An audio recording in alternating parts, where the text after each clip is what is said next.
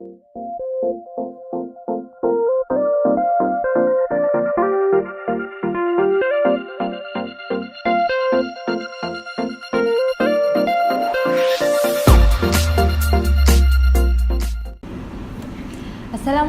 and good evening, ladies and gentlemen. Welcome to the Daily Forum Show. I am Siti Nosraya as your moderator for today. First of all, I want to thank to all of the audience on the floor. Thank you very much for attending today's. It's quite interesting as it involves the young generation nowadays. I personally think that this topic would benefit us all in so many ways. Without further ado, I would like to introduce our topic for tonight, which is entitled The Importance of Nutrients Among Athletes. First of all, let me introduce our panels for tonight's forum because most of them are experts and knowledgeable in this field. Right on my left, Dr. Firdaus Hamdi bin Abu Bakar, Minister of Youth and Sports. Firdaus Hamdi is the only son of former diplomat Abu Bakar Yunus and Salma Abdul Hamid. Firdaus' father Abu Bakar was a senior official in the Ministry of Foreign Affairs, retiring as the Malaysian High Commissioner to the United Kingdom. Firdaus' mother Salma Abdul Hamid has been heavily involved in volunteer work throughout her life. Abu Bakar's grandfather Yunus was a community leader. Firdaus was born in Kuwait City, Kuwait. He had his secondary education at the United World College of South East Asia in Singapore, and his university education at the United Kingdom. While at Oxford, he studied at Sultan philosophy, politics, and economics. In 1998, he completed his master's degree in legal and political theory at UCL. After leaving university, Firdaus worked as a journalist for a period. He served as a presenter on the talk show Deadline Malaysia. He also had a stint working for The Economist in 1999. Our second panel is Dr. Syed Haris bin Syed Samsudin, sport medicine physician, Michigan at University Medical School. His current job at Football Association Malaysia, previous job at Gleneagles Hospital. He is 32 years old from Kampung Baru, Selangor. Early education at Kampung Baru Primary School to SPM at Sekolah Tuanku Abdul Rahman. His hobby is playing violin. Was involved in Star One Orchestra. Our third panel to be introduced is Encik Fazli bin Muhammad, studying Bachelor of Degree at University of Malaya from Kuala Terengganu, going to Bukit Jalil Sports School for 5 years, get an offer from President Cup Terengganu Football Club under 21 for 2 years from 2015 until 2016. Continue studying Diploma and Bachelor of Degree in Sport Science and Recreation. Joined Asian Football Games after started playing football for IPT League during his study. He has been chosen as a role model of sport icon of University of Malaya. Our last panel is the researcher from University Malaya, Kuala Lumpur. His name is Dr. Haji Wan Zulkarnain bin Haji Zulfazli. He's completed a Bachelor of Honours with Biochemistry degree at University of Malaya, Kuala Lumpur. Then he studied at University of Glasgow, Scotland, where he obtained his Master of Medical Science, Human Nutrition and PhD Sport Nutrition degrees. Dr. Haji Wan Zulkarnain has worked as a lecturer in the Sports Centre at University of Malaya from 1999 till present. Dr. Haji Wan Zulkarnain's current position is Senior Lecturer, and he also served in an administrative role as Deputy Director, Research and Development. He is also the coordinator for Sports Nutrition Exercise Psychology Laboratory. Dr. Haji Wan Zulkarnain has attended sports nutrition course organised by Sports Dietitian Australia conducted at National Institute of Sports in 2012. Let's start with our first question for Datuk Firdaus Hamdi. Okay, Datuk Firdaus Hamdi as Minister of Youth and Sports in Malaysia, should be concerned about the welfare of athletes in Malaysia to raise the name of the country's sports in the world. So I expect you know about some of the athletes' nutritional information. Can you share how does the athletes use nutritional information at varying levels? Thank you for our moderator, Miss Suraya. The availability of nutrition information for athletes varies. Younger or recreational athletes are more likely to receive generalized nutritional information of poorer quality from individuals such as coaches. Elite athletes are more likely to have access to specialized sport nutrition input from qualified professionals. A range of sport science and medicine support systems are in place in different countries to assist elite athletes, and nutrition is a key component of these services. Some countries have nutrition programs embedded within sports institutes or alternatively have national Olympic committees that support nutrition programs. However, not all athletes at the elite level have access to sports nutrition services.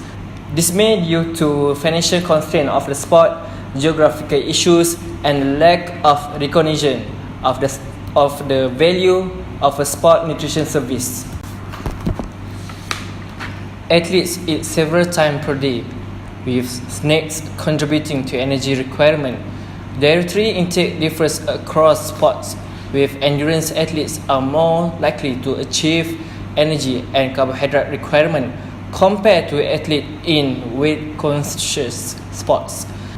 Of concern is the provisions of nutrition advice from outside various professional scope of practice. For example, in Australia, 88% of registered exercise professionals provided nutrition advice, despite many not having adequate nutrition training.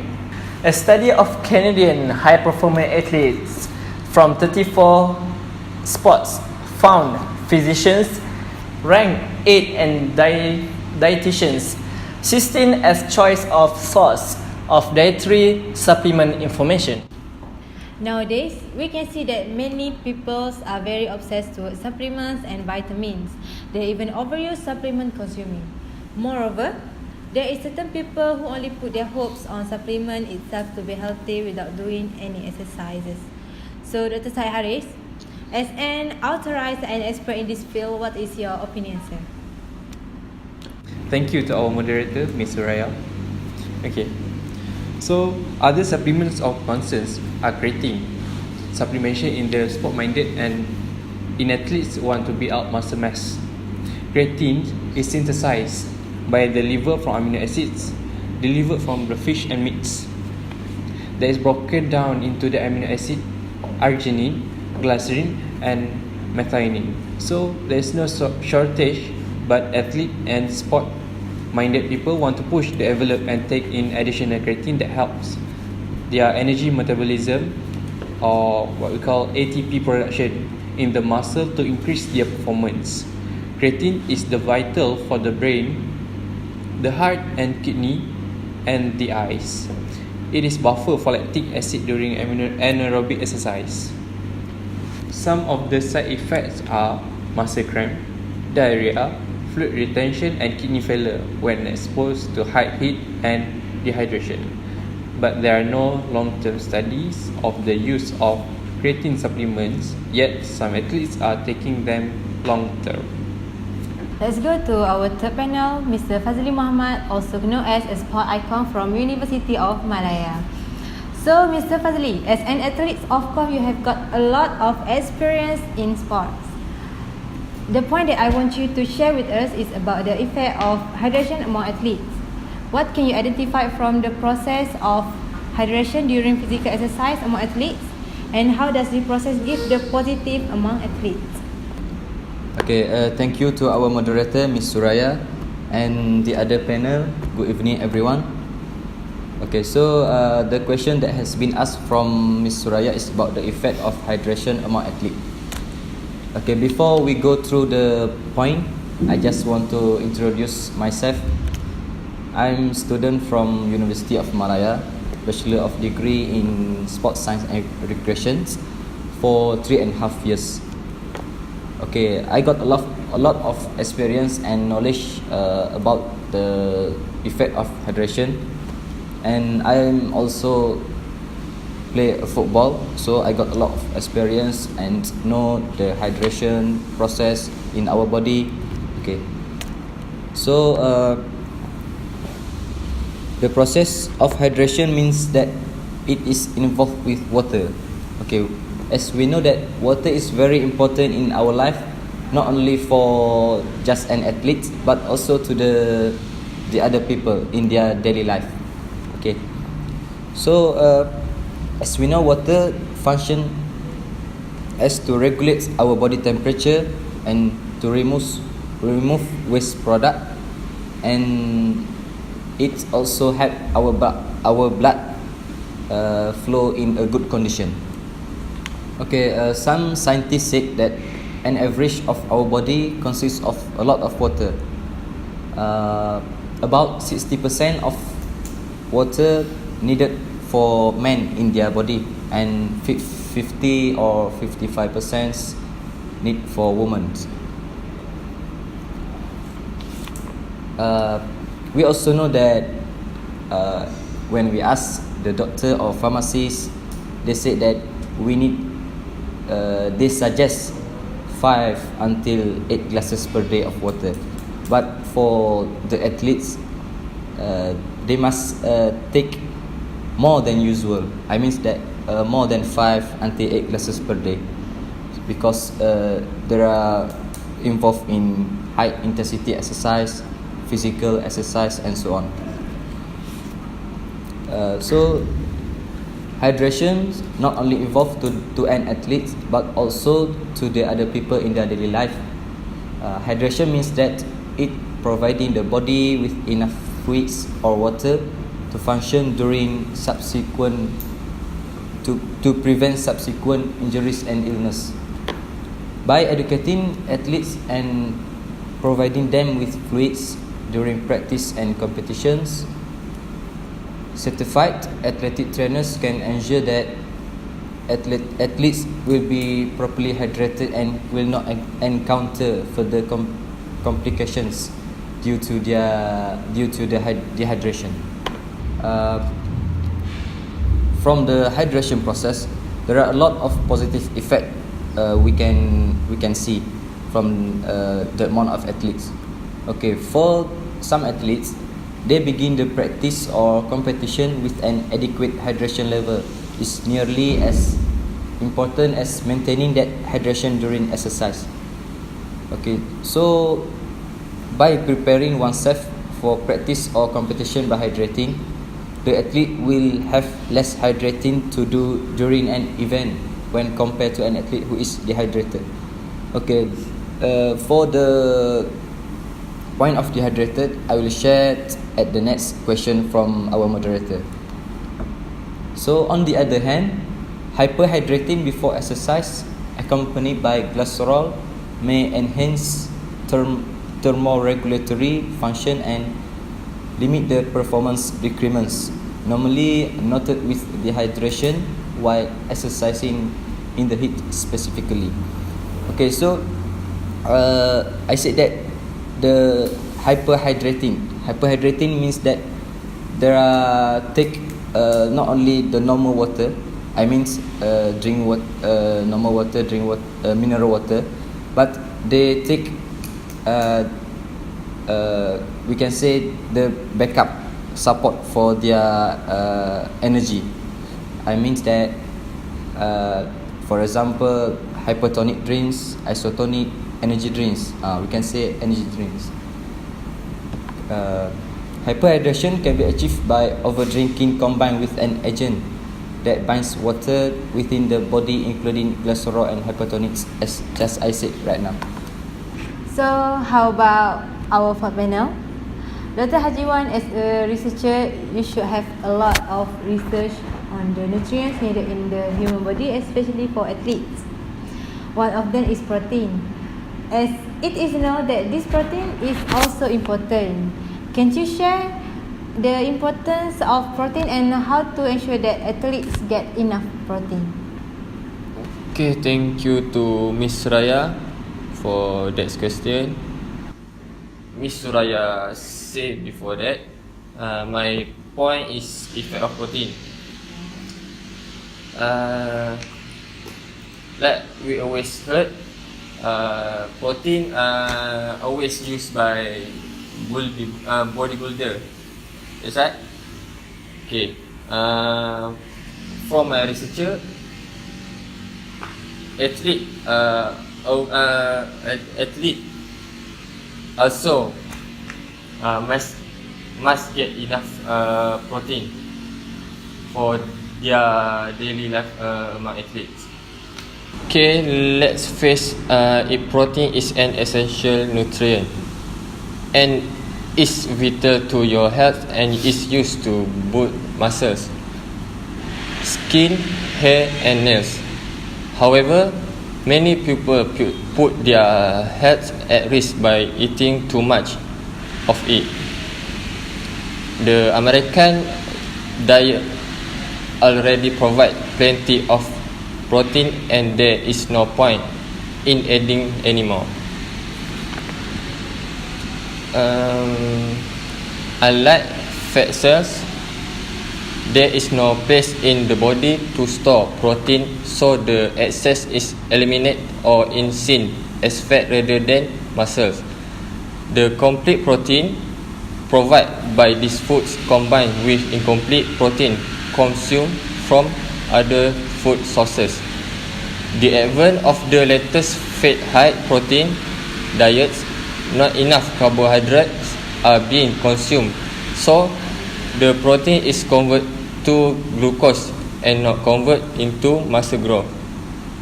One way to overcome the need to eat large quantities of protein is to increase the consumption of protein in stage until a maximum efficiency point is reached. Datuk Firdaus, Yes. referring to the first question, you mentioned about the snack. What is snacks or nutrition should remove from training or competition time? Alright, thank you, Miss. General snacks removed from activity should have a mixed nutrient profile containing at least 2 food groups, such as a food high in protein and at least 1 complementary whole food from another food group, such as vegetable, fruit, whole grain, or healthy fat. Except as a plan B option, this is not the time to rely on highly processed sport foods such as shakes and bars. These products are formulated for use around activity, tend to be calorie dense, and are overused by both athletes and the general populations. Nutrient dense, high fiber foods such as vegetables and whole grains are best choice at this time. Dr. Said Harith, Yes. according to what you have shared just now, the content in your talk is more about bad effects of creatine supplement. Yeah. So I would like to ask you if there is any benefits for people who involved in sport. Oh, it's such a good question, Miss Moderator. So here I will share some of the positive effects for the creatine. Firstly, it will help muscle cell to produce more energy. Creatine supplements increase your muscle phosphocreatine stores. For example, during exercise, ATP is broken down to produce energy. The rate of ATP resynthesis limits your ability to continually perform at maximum intensity. You use ATP faster than you produce. As summary, supplementing with creatine provide additional ATP energy, which improve your high intensity exercise performance. Secondly, creatine supports the function in the muscles. Creatine is popular and effective supplement for adding muscle mass. It can alter numerous cellular pathway that lead to muscle growth. For example, it boosts the formation of proteins that create new muscle fibers. What's more, creatine supplement can increase the water content of your muscles. This is known as cell volumization and can quickly increase muscle size. Summary, creatine can stimulate several key biological processes that leads to increased muscle growth and size. And third, it can improve in high intensity exercise performance. Creatine improves numerous factors including strength, ballistic power, sprint ability, muscle endurance, resistance to fatigue, and muscle mass. Mr. Fazli, dehydration also might be happen for some athletes that do not take enough water during the exercise. So you can tell us how does dehydration can happen, and does dehydration give a lot of negative effects for our body? Okay, so from the question, Ms. Soraya asked about the effect of dehydration to an athlete. Okay, dehydration is defined as a dynamic loss of body water during our physical activity or high intensity exercise from athlete. Okay, so dehydration also known as hypohydration or dehydration. During their exercise, hypohydration is associated with an increase in core body temperature and cardiovascular strain, and also it will decrease in stroke volume and serum sodium levels. Dehydration of greater than 3% of body weight further disturbs physiologic function and increase an athlete's risk of developing an exertional illness. For example, we can say heat cramps, heat exhaustion, or heat stroke. On the other hand, dehydration also initiates a cascade of events in which blood volume decrease in our body, causing a compensatory increase in heart rate, followed by a decrease in stroke volume due to the increased heart rate and decreased filling time of the heart. Okay. A major consequence of dehydration is a noted increase in core temperature during physical activity.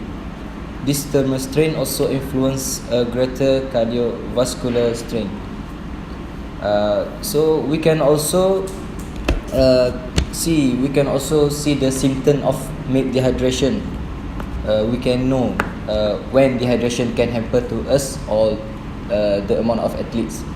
For example, head itches, poor concentration during their activity, muscle cramps, and fast heartbeat.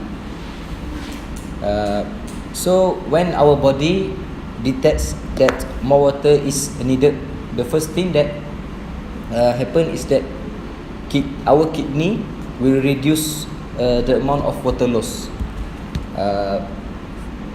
We can see this happen when the color of urine it will become darker from usual. Okay. Dr. Haji Wan, you have already explained about the protein needed by the athlete. Now I want to ask another question for you. What happens if somebody taking too much protein? Thank you, Miss Soraya. Okay, there are many risks to athlete if they take too much protein. So they are probably consuming too many calories over their maintenance level, and this will show as an increase in their body fat levels. Consuming excessive amounts of protein is not only bad for their liver and kidneys, but also promotes vitamin and mineral deficiencies. Okay, next, it will be cause kidney damage. Following a high protein diet for an extended period can increase their risk of kidney damage. After that, taking too much protein will cause a bad breath. Eating large amount of protein can lead to bad breath, especially if they restrict their carbohydrate intake. In a 2003 registry, 4% of participants report bad breath. This could be in part because their body goes into a metabolic state called ketosis, which produce a chemical that give off an unpleasant fruity smells. Increased cancer risk. High protein diet have been linked to an increase in cancer, possibly due to higher levels of meat-based protein consumption. Eating more meat is associated with colon, breast, and prostate cancer. Studies have shown a decreased risk of cancer for people who don't eat meat. Scientists believe this could be due in part to hormones, carcinogenic compounds, and fats found in meat. Ladies and gentlemen, now we come to the question and answer session. There will be some questions through the audience. Hi. So you were talking about hydration, the importance of hydration for athletes during exercise. So my question would be, besides plain water, can we consume other types of drinks such as coffee or soda? Allow me to answer, Dato', Miss and Doctor. Yeah. Actually, I've experienced few cases before when a friend of mine collapsed on a hockey rink, and after that he started to shaking uncomfortably. When the EMS team arrived on the scene, they told us that he was dehydrated. This was caused for his collapse. Apparently, he drank 4 sodas before the game.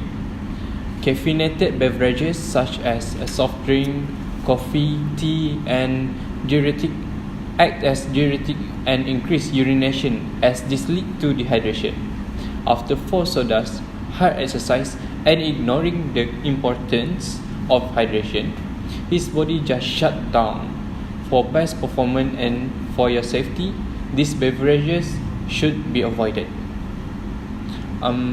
I can say that water is appropriate drink before, during, and after exercise. However, exercise lasting longer than 1 hour and after exercise, it is important to replace electrolyte lost. Sodium replacement not only maintain blood concentration but also increase palatability and therefore the desire to drink. Thank you for everyone.